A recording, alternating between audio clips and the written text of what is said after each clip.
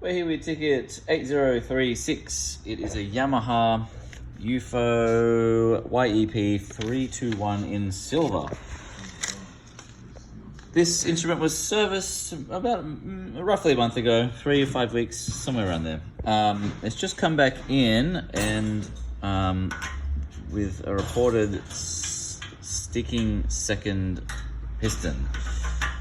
Now, here's the second piston going into the second casing, and obviously it's sticking.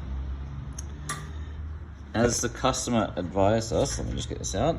The customer advised us that the second piston works in the first casing, which it does beautifully, and the first piston in the first casing, let me get this right here. First piston works well in the first casing, but as we see, not in the second casing. So it's safe to assume that the issue is with the casing. If we look a little bit closer, let me just do this up. If we look a little bit closer at the second casing, we'll see a really telltale sign. I know after several years to look for this. Right here, a tiny little mark on the outside of the casing, which, let me feel, yes, which I can feel faintly, but surely feel on the inside of the casing. And that's just, that's the difference in diameter of, I would say, definitely less than a mil, maybe less than half a mil. That's the kind of tolerance we have here that we're working with. So that's pinched it together. I'm impressed that the valve was able to be retrieved from the casing with that damage there. But that's our issue there.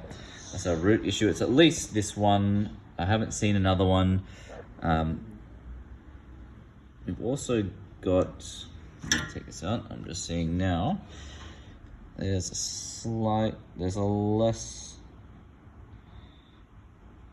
severe dent on the third casing, but the third piston feels good. This one here is obviously,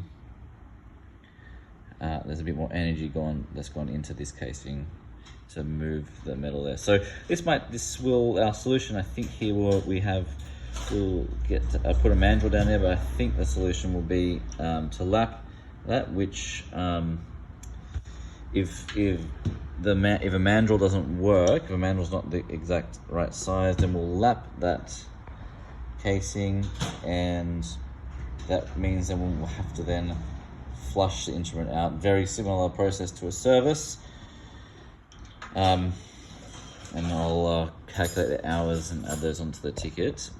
But basically, to lap this, we're going to be putting an abrasive lubricant in here, and then running the two faces together, the outside face of the piston, the inside face of the casing, and marrying those two faces back together.